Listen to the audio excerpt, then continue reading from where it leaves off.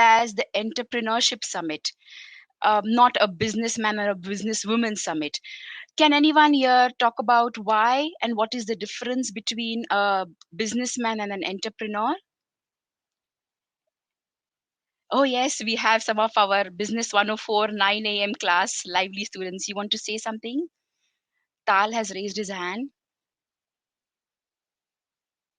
You just need to unmute. I would say for everyone, if you want to interact with the people on the stage, please put it in the chat box so that we can see it, or add it into the Q&A section, and we'll be able to get to it easiest there. We're up on a big stage right now, virtually speaking, so we're standing on a stage. Okay, sounds good. So basically, just let me summarize. A businessman makes his place in the market with his effort and dedication, whereas an entrepreneur creates the market for his own business.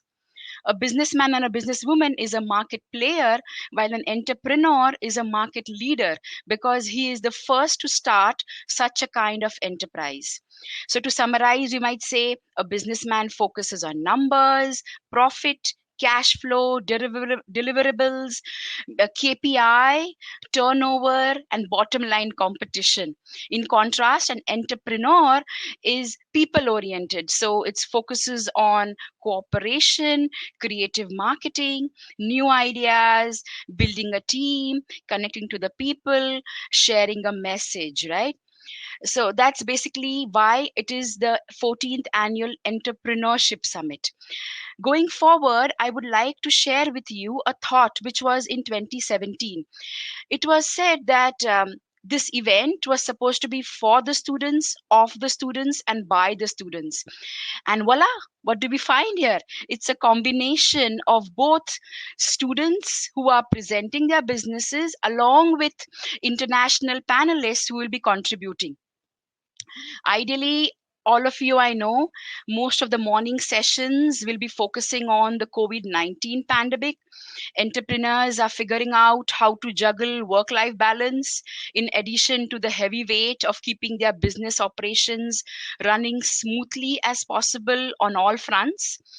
And this is all while still having to worry about purchasing highly coveted essential items, homeschooling, and maintaining a brave face through it all as savings continue to dwindle. So these uncertain times are magnifying all that is typically difficult to handle in the best of time. Everything from finding and holding jobs with decent benefits to maintaining household and, of course, parenthood. So, what we are going to look at is today looking at investing and reinvesting in oneself, your family, friends, loved ones, and of course, in the summit, we are looking at investing in your passions, projects, and ventures. So, with that said, enjoy the day. And I would like to call upon the first panel, which is for today. And that first panel is speaking about healthcare, COVID-19, and entrepreneurship. This is about discussing how healthcare is innovating during COVID-19. They will discuss the constantly changing landscape and where they are currently working. It includes Rupal Mehta and Catherine Cooper as the panelists, and moderators typically are Adam Casson and Monique Johnson, two of them together. So welcome. Thank you so much again. Hi, everyone. Good morning. So I will be the moderator, Nomi. Good morning. So as Dr. Malakar and Professor Snipes mentioned, this will be the panel for healthcare, COVID-19, and entrepreneurship. I want to thank all of you for joining in today. I know it's a really trying time, but I'm glad we're all here trying to connect and learn about entrepreneurship and adapting amid the crisis. So welcome to the panelists. Monique Johnson is here, and Adam. So if you guys could give, and Catherine now, so if you guys could give like a brief overview of your background and introduce yourselves really quickly, that would be great. Hi, good morning. I'm happy to be here. Monique Johnson. I am an MD by training and studied pediatrics at Cincinnati Children's Hospital. But after doing patient care for some years, I did transition into the medical education space. So I provide ongoing continuing medical education activities and programs to clinicians so that they keep up to date on the current science and medicine innovation so that they can give the best care to their patients. And I'm really happy to be here and hear your ideas. And I will certainly be sharing things about how healthcare delivery and the delivery of education to clinicians has changed during this epidemic. Great, thank you for being here. Catherine, would you like to give a brief introduction? I'll go next. Hi, my name is Catherine Cooper. I'm co-director of the West Coast Consortium for Technology and Innovation in Pediatrics. It's a medtech accelerator centered at Children's Hospital Los Angeles. We invest in and work with very early stage entrepreneurs who are creating medical devices for children. I specifically on the team, my main focus is to build relationships with the global investment community, whether they're angel investors, family offices, or strategics, connect our founders to the right funds, educate our portfolio companies and the founders on investing in financial trends, and then also lead our investment team where we invest directly in a percentage of our portfolio companies. We've supported 92 entrepreneurs and projects to date, creating new technologies that will be used in the pediatric population. So thanks for having me. Great. Mentor Rupal Mehta just joined us. Good morning. Good morning, everyone. Nice to be here. Glad to have you here. You could briefly introduce yourself as well. Yeah, it's been a great opportunity to be here speaking to all of you. And thanks, Dr. Snipe and Dr. Malikar. Myself, Rupal Mehta. I hope you are able to hear me clearly. It's a little fuzzy, but we can hear you, I believe. Yes, I am. Is it better now? Yeah, somewhat, yeah. Yeah. So this is wonderful panel. I have been in the field of healthcare IT for 15 years, developing solutions, leveraging technology to solve medical imaging related problems for hospitals and imaging centers, medical image management. And now I have a startup company, MedMarvel Solutions, where we are developing a complete brain analysis system, which helps neurophysicians and surgeons to treat patients with a neurological disorder like epilepsy,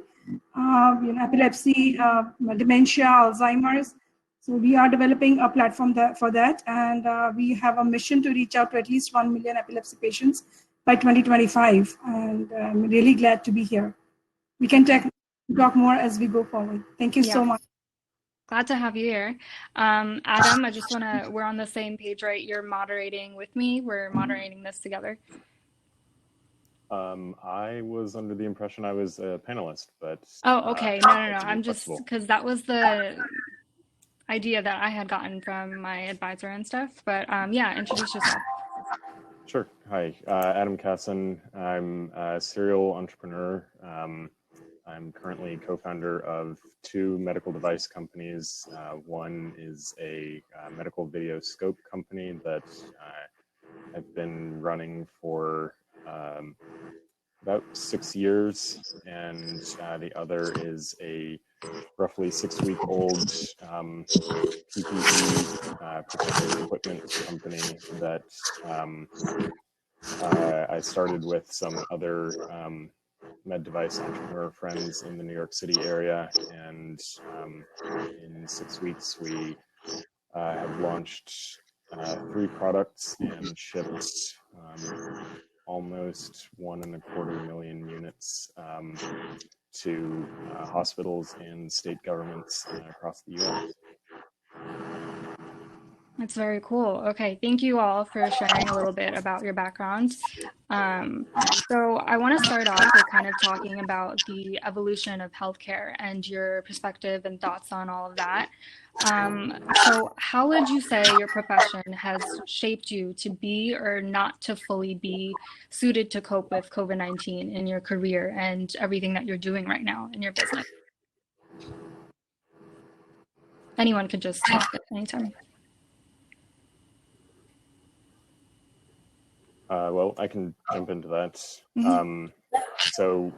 With my previous company focusing on manufacturing and physical manufacturing of medical devices, and my role with InScope as being all things product and manufacturing, I was ideally suited to step in and help fill some of the gaps in U.S. production of protective equipment. And my experience with my previous company, really taught me that when producing and manufacturing products for the healthcare space, it's really important to focus on two things, both what the end user, the physician or staff that's going to be using the product needs, but also what the hospital needs,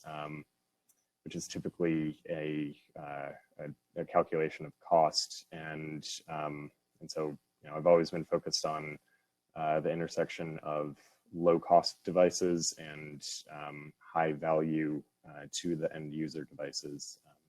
So I think it kind of put me in the perfect position to help here. Okay, yeah, I think that's great. I think now more than ever, we really need to have a people-focused approach and, not offer such high, absurd prices, especially during something as insane as this pandemic that we're going through. So yeah, that's great. Yeah. I would like to just say this is phenomenal. Healthcare is at the epicenter of whatever is happening around the world with COVID, and I personally feel we always had a very satisfying approach to delivery of solutions, keeping patients in mind, particularly looking at current situations. What has helped me in my company and career, looking at it, is how we are able to leverage some of these technology to address the rapid need which has arisen with respect to testing kits, innovations that are helping to escalate the testing procedures and controlling the mass population. I mean, I am currently talking to you from India, and we have a huge current lockdowns here, and in this process there was a lot of shortage with respect to the equipments and consumables for testing. And particularly my field, we work with CT images of lungs.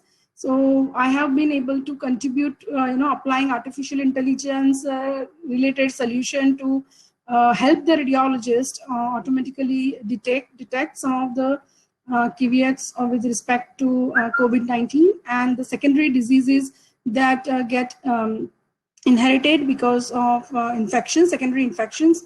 And these solutions help in further preventing the deterioration of patient condition. So you can actually prioritize who gets to be in the ICU and ventilator, because not everybody who requires immediately get access. So these are the areas where we are fortunate enough to work and contribute.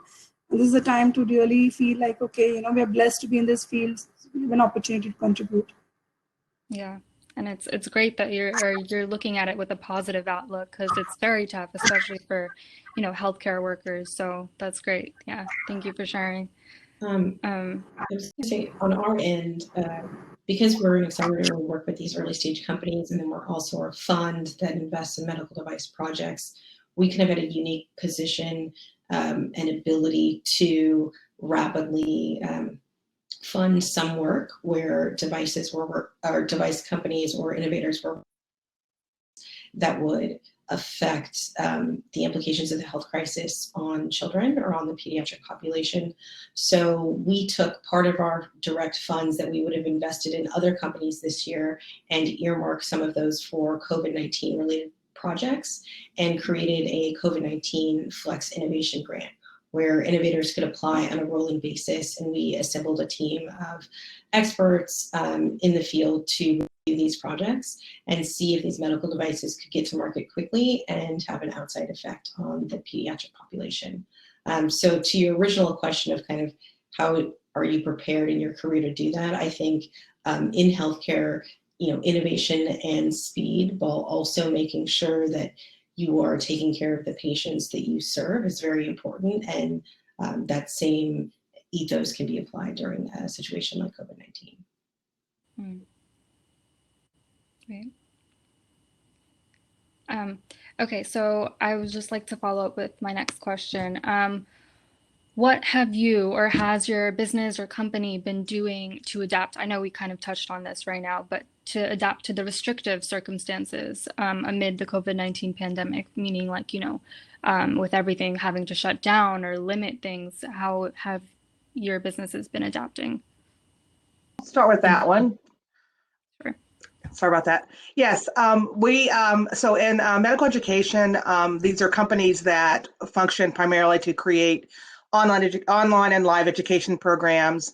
Again, a lot of companies have a 50-50 mix of that. So about half live and half online. Of course, with the live, which has been a big impact on our business in certain ways, but we've adapted. As you probably know, many of the ways that doctors interact and learn is they go to live conferences for their society or medical specialty organizations.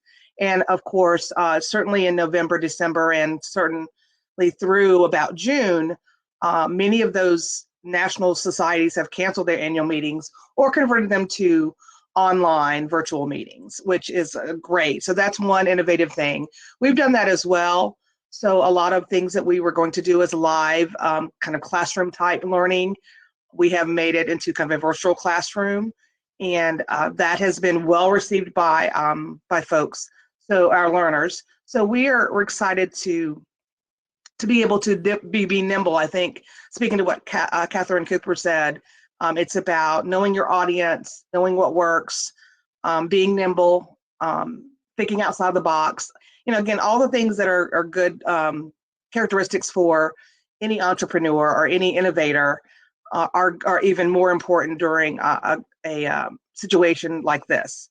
So those are kind of the things that we've done. I think in the healthcare delivery side, for providers, and you probably have heard about this on the news, they have kind of done more with less. So I think we're seeing some areas of excess in our healthcare system that probably will not go back to how it was before, which is probably a good thing, meaning, blood transfusions, we're giving less red blood cells, and it's having kind of the similar outcome.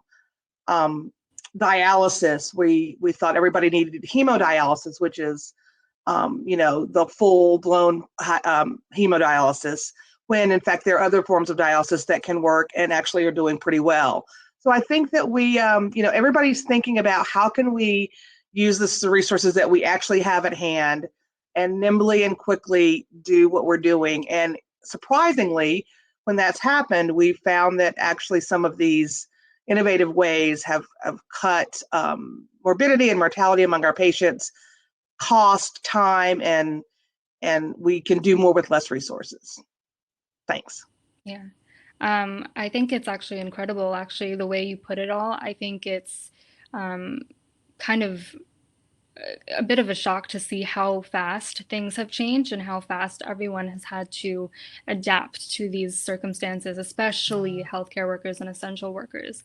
It's kind of incredible how they've just upended their lives kind of to put all of this together and get everyone protected. And yeah, so thank you for sharing. Yeah, let me just add quickly, and I know this is cliche, but we're all in this together has been used. It's really true. And the reason, I think the driving reason behind why we can be so quick and nimble is because we're a group. You know, the 1 + 1 doesn't equal 2. One, you know, it equals 20. So when it's not summative, it's a cohort of people, and because we can work together and we are in this together, it can go multiple times faster than we ever imagined. Yeah, and I do think that solidarity and compassion is a big thing for us to be in this together and to make it through everything, like any crisis, especially a global crisis like this one, together. So I think we only have time for maybe one more question, but I hope we can get two in. But let me see.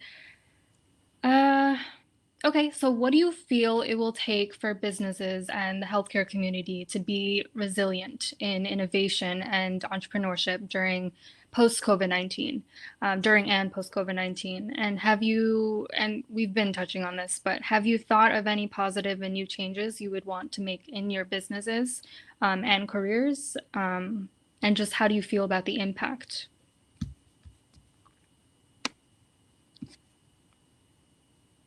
Take that question first. I think COVID-19 has seriously made us, all pause and think where we are going, how we are heading. There is always, a segment of society having many resources, and there were segments which were already living in constraints. And now, with the global changes in the scenario, particularly in healthcare, healthcare was very late adapter of technology, and now with IoT devices and devices which are taking patients, giving home care, and wearables are really helping them to manage their diseases. So COVID has really enforced the adaptation of technology for healthcare in a much faster and rapid pace than it used to be, is what we have observed in last almost 3 to 4 months. And I think it is going to drive more, the entire treatment procedures will be more patient-centric compared to it used to be more provider-centric. So there's a lot of changes which are happening in the industry. And yes, we times also, because there is a lot of business loss for hospitals on one side, and then there is yet another area of requirements and reduction. Lack of paramedical forces. So balancing the resources is going to be a challenge going forward. But yes, people are looking towards and gearing up towards that. Yeah, and again, I think it's great that this is a really tough time that we're all going through, but the upside is that it's kind of shifting the way that businesses, companies, healthcare really is thinking about how to, they're just thinking about how to do things differently, run things differently for the better of the people. So I think that's a really, really big positive to all of this. Catherine, I think you wanted to say something before. Can you remind me of the question? Sorry. Yeah, sure. So it was just, what do you feel it will take for businesses and the healthcare community to kind of be resilient in the innovation and entrepreneurship during and post COVID-19, and any positive changes you feel you would make to your business and career? So in terms of the resiliency, I mean, I think there's always innovation in healthcare and adoption of things by entrepreneurs. I think people think of healthcare as being slow, but it's kind of slow on purpose, because if you make a mistake, there are patient lives at risk. So it's different than innovating for like a dating app that a day isn't really going to hurt everyone if it crashes. So there's that level of protectivity when you're innovating in healthcare specifically, which is important. What this pandemic has forced healthcare institutions and folks like us who fund and back these medical devices is to kind of increase our speed in terms of evaluation and de-risk things in slightly different ways, while also adhering to that same level of protectivity. So it's simply just made us, think outside the box of maybe normally this process took a month and a half. Is there a way that we can condense it to 3 weeks? And I think you'll see that attitude continue in the healthcare community, especially at larger organizations. In addition, I think it forced groups to pivot into technologies and innovations that were relevant to the crisis right now. So the adoption of telehealth, for example, if that wasn't already on your radar as an institution, you're not having patients come in for elective procedures or just simple visits because that's going to put them at risk. So how can you scale up a solution like that quickly to still reach patients and, like Dr. Johnson said, give them the care that they need at the time that they need it, but in a protected way. So I think that legacy and attitude will continue amongst the healthcare community, but the focus may change once we're kind of outside of the crux of the pandemic. But that legacy of how do we adopt these technologies a little bit more quickly, and how do we de-risk them at a speed that we didn't feel an urgency from before, will still be important. In terms of how I think this is going to impact my career, our accelerator has always worked virtually. Our entrepreneurs don't come to us and do, let's say, a 3-month cohort in person ending in a demo day. We provide very, very specific help to the medical device innovators stage and need. And so we've simply figured out ways to scale up and serve our entrepreneurs in this time, whether that's conducting more virtual office hours or converting what were some of our in-person learning and education events to a virtual format like we're on now. We're trying to think of ways that we can continue to reach them and really help them at a time where they're craving content, knowledge, and support. Right. And I think a lot of the things you were saying, like telehealth, for example, I think that will become a very much more common thing now. It was a factor that a lot of people used before, but now with just, as you said, things pivoting and the mindset kind of shifting in this realm, a lot of the things will stay the same. So we're going to have to wrap this up. But Adam, would you like to add in anything before we end this up? Yeah. I just want to echo and kind of expand on what Catherine was saying from a more entrepreneur's perspective. She's 100% correct that the intentional slow nature of innovation in healthcare is generally a good thing, and people complain about that a lot, but there's reasons for that, and because of those reasons, the current conditions in the marketplace are 100% not going to be the new normal. And I think there's been a lot of entrepreneurs that have raced to pivot to do stuff in healthcare out of purely a self-preservation mindset of, I lost 90% of my revenue that was outside of healthcare, but I can, turn this software product into something for healthcare, and it has saved their business currently. But there's once we pivot to whatever the new normal is, we're not going back to pre-COVID times, right. But once we do pivot to that new normal, there is going to be a pretty rapid, I believe, shift to similar expectations of slow,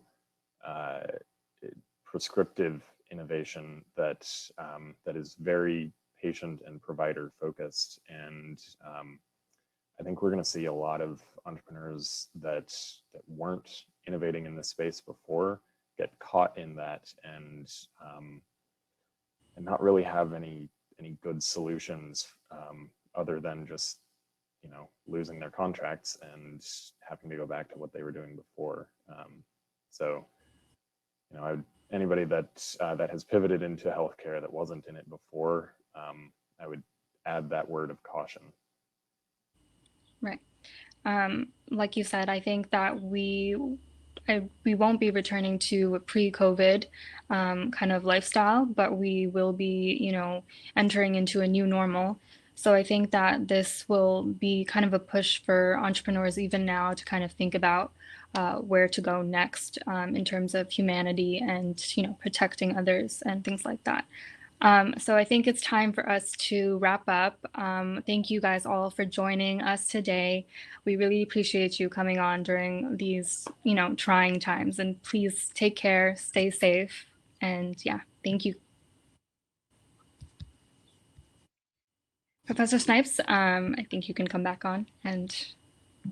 Hey, everybody. That was amazing. Thank you so much, Adam, Catherine, Rupal, Monique, and Nomi. A really great way to get started. If you want to drop off stage, all you have to do is tap the present button at the bottom, and you'll see yourself disappear from the stage right now. So thank you again for this first panel. We got out of the gates good. This is the first virtual event that we've been doing at BMCC. So there's all kinds of things that we're figuring out as we work it together. We've gotten some great coaching, and we hope everyone enjoyed it. There is mentoring that's going to happen soon, so you'll be able to take part in that and work with those things. I just want to make sure that we are all set here for the different folks. Good. All right. So on this next section,